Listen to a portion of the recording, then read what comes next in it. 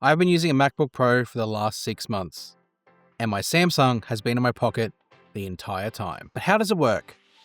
Let's go. So when I switched to the MacBook Pro about 6 months ago, my biggest fear was the loss of my Samsung ecosystem. There were two main things that I loved about the Book 4 Ultra and my Samsung smartphone ecosystem was the file sharing and message notifications. Fortunately, there are solutions out there for macOS users who happen to prefer the Samsung side of the fence, and I was able to get them put to work, and I can now show you how I'm doing it. The first hurdle that I was keen to overcome was quick share. And it wasn't like I wanted to wait and see how it goes. I needed this working from day one. Because I do a lot of photo comparisons and camera reviews and even tutorials, I need a lot of what I capture on my Samsung phone to be put into my editing software, which means sharing it from my phone to my laptop. Enter NearDrop. Now, because I was quite new to this whole world of macOS, I wasn't quite sure on how to install apps, find apps, and do anything really on macOS. Install NearDrop, and I have no idea. I was like, yeah, just drop the file into the applications folder. What file? Luckily, my good friend Samuel Nam, who has been macOS and Android for a while now, was able to help me out. I'm so sorry. Look, it's okay. So these are the things I've done 6 years ago, and I never had to do it again. So I totally forgot. That's sideloading an app. That's why it's not on the App Store. So go into system settings. Go to security. Dude, they changed everything. I don't know. Oh, here we go. Security. Can you see this? Allow applications from Yes. and known developers. So click on that. Yeah. I don't know if that's gonna fix it. Did that fix it? Oh, no, it's got a notification. NearDrop was blocked to protect your Mac. Okay, yes. It's gonna Allow hit that shit. open anyway. Yes, and then you might have to password it, but Yeah, I think that's it. But make sure this is set to App Store and known developers. Yeah, it or else is. It's gonna lock you out. Okay. All right. So that's done now. Okay. That is so annoying.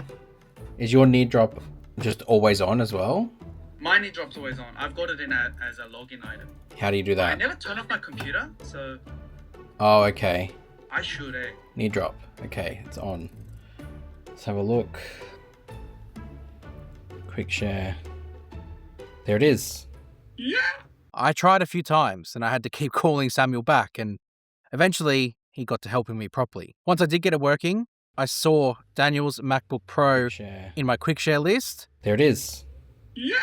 and it was on. It has been so handy because I effectively use this in the same way that I used quick share. I select the files that I need, I go to quick share, find the device I need to send it to, in this case the MacBook Pro or my newly purchased Mac Studio, and then I send it. It's so simple. It goes into the downloads folder on my Mac, and then I'm able to do whatever I need to with them. Time and time again, I've been using it because it just comes in handy anytime I need to do any sort of photo work or any file work, or if I capture B-roll using my Samsung, I can just quick share to NearDrop and it's done. That isn't to say that it's perfect, because there are a few caveats. The first one is that both devices need to be on the same Wi-Fi network.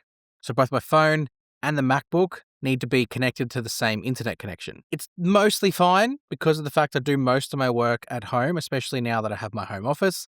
It means I'm not too bothered by that thought of needing to go out. But when you are out and about and you're editing somewhere else, you will need to be tethered to the same network. So that's where Hotspot will come in handy, but you might need an extra phone for that. It's a whole thing. The other caveat is that it's slower than quick share. Okay, let's do a bit of a test. I want to compare quick share to NearDrop. I'm going to NearDrop them first. So I'll go to quick share and then I select the Mac Studio. There we go, it comes up to confirm. Okay, so let's watch to see how long that takes. That's taking a while.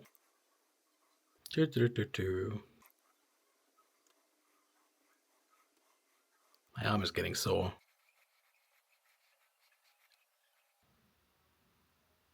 Okay, whereas with quick share, select it, auto connects, and then you can already see how much faster that process is with quick share sending those 3 video files to the Galaxy Fold.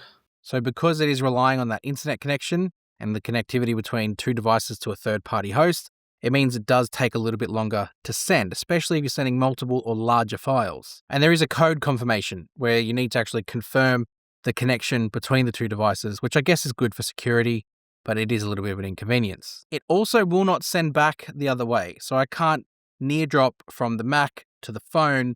Annoyingly, it's only the one way, so I can only go from my Samsung phone to the MacBook using NearDrop. But for what I mostly use it for, it works fine. I've used it extensively over the last 6 months of owning the MacBook Pro and now the Mac Studio, and it has made it very seamless to switch over. But there's another solution that will also support this type of connectivity, and that's Samsung DeX. And this is definitely the main point here. Now, before I go through the whole setup process, let's give a bit of a backstory here. Back when Samsung introduced Samsung DeX for PC, parallel to that, they launched Samsung DeX for Mac, which meant you could actually have the same DeX functionality that you get for Windows on your Mac. Amazing, because it sort of bridged the gap between the two ecosystems and allowed you to operate your Samsung from the Mac environment. For whatever reason, Samsung discontinued Samsung DeX for Mac back in 2022. So they're not going to provide any updates for it, but if you have it already installed, it will continue to work. The setup process is a bit more finicky for this one because it doesn't just require software, there's some hardware involved too. Of course, the first thing you need is your MacBook Pro or your Mac product. So whether it be your Pro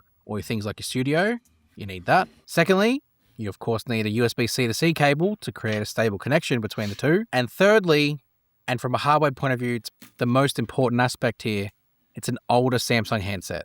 An older flagship Samsung handset, more specifically. As I said, because the support for this ended back in 2022, Samsung also ended software support on their handsets for DeX for PC with One UI 7.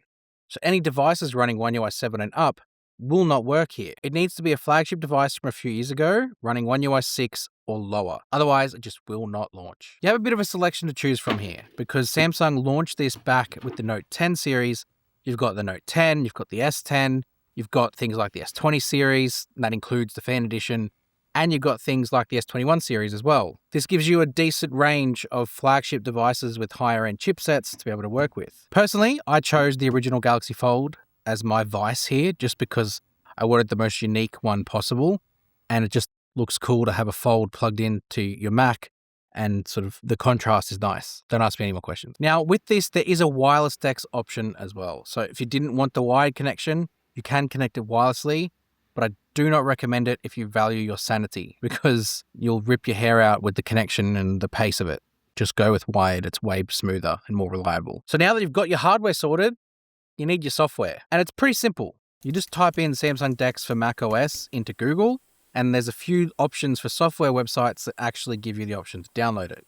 I'll link them in the description down below, because you can just go in there, download it, then you can install it via the macOS install method, and then you have Samsung DeX working, because it's that simple. Once Samsung DeX is installed on the Mac, you literally just plug your phone in, hit start now on the phone, and Samsung DeX launches in its environment. Now, you might be asking, why? Firstly, why not? But more seriously, it's like putting a Trojan horse into the macOS operating system. It doesn't want it to be there, but you want it there, and you kind of have this inside software that allows you to do things that the Mac normally wouldn't be able to do. That being having full access to your Samsung suite of ecosystem services. Because when you connect this secondary device to your Samsung account, you get access to all the syncing. Samsung Notes, Samsung Health, your calendar, all of it comes across and links up.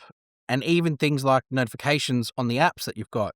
So if you're working away and you see a notification pop up, you can easily respond to it using the peripherals connected to your Mac. Take this script, for example. I can work on it on the kitchen bench on my Galaxy Book 4 Edge. Then I can actually pick it up on my Mac Studio in my office and continue to work on it over there. What this allows for too is if you have trouble with NearDrop, you can actually use this as a quick sharing method, because the way the DeX environment works is it allows you to drag and drop files between the two environments. So if you need to take something from the macOS operating system and send it to your Samsung, you can drag it and drop it into Samsung DeX and it'll transfer it.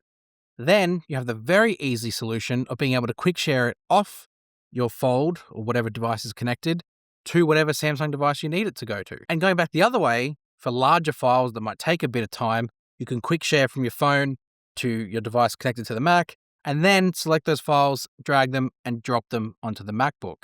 It's just a real simple way of sort of bridging that gap with your Samsung ecosystem. And it puts to use an older Samsung device and gives it a new lease on life. It's staggeringly simple to achieve. Doesn't cost too much to set up, but let's face it, if you can afford to buy a MacBook with the prices they are, this isn't an expensive add-on, especially if you're looking at Apple accessories. Nah. The cynic here is absolutely going to say, why don't you just get an iPhone instead? Well, I did get an iPhone and I hated it. So this keeps my Samsung ecosystem working the way I prefer it, which is access to all my services, access to my notifications, and makes file transfer a lot easier. And it means I can continue to keep my workflow high and proficient thanks to the power and the efficiency of the M series chips.